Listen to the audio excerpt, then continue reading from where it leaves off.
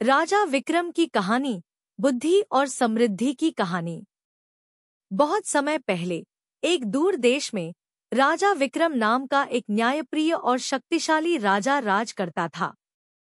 उसका महल सोने और कीमती रत्नों से सजा हुआ था, फिर भी वह अपने धन से ज्यादा अपने लोगों के कल्याण की परवाह करता था। उसकी निष्पक्षता और उदारता पूरे राज्य में मशहूर थी।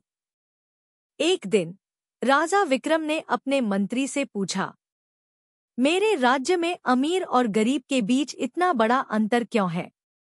मैं चाहता हूं कि मेरी सभी प्रजा समृद्ध हो। मंत्री ने जवाब दिया, महाराज, समस्या धन के असमान वितरण में है। कुछ लोग कड़ी मेहनत करते हैं, फिर भी 2 वक्त की रोटी कमाने के लिए संघर्ष करते हैं, जबकि अन्य लोग बेहिसाब धन इकट्ठा करते हैं।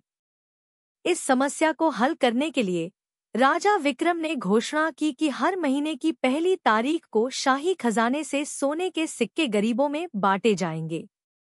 इस खबर पर लोगों ने खुशी मनाई। लेकिन जल्द ही राजा को एक परेशानी वाली बात नजर आई। लोगों ने काम करना बंद कर दिया और पूरी तरह से शाही दान पर निर्भर रहने लगे। उन्होंने महसूस किया कि सच्ची समृद्धि कड़ी मेहनत और ईमानदारी के बिना नहीं आ सकती।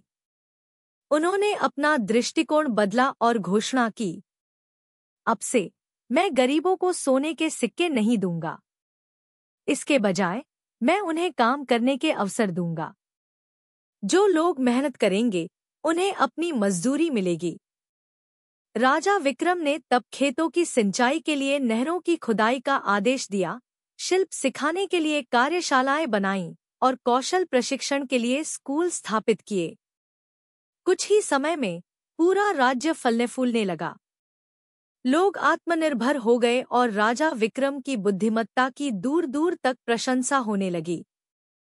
कहानी की सीख, सिखाने का मूल्य देने से कहीं ज्यादा है। कड़ी मेहनत ही समृद्धि की असली कुंजी है। अंत।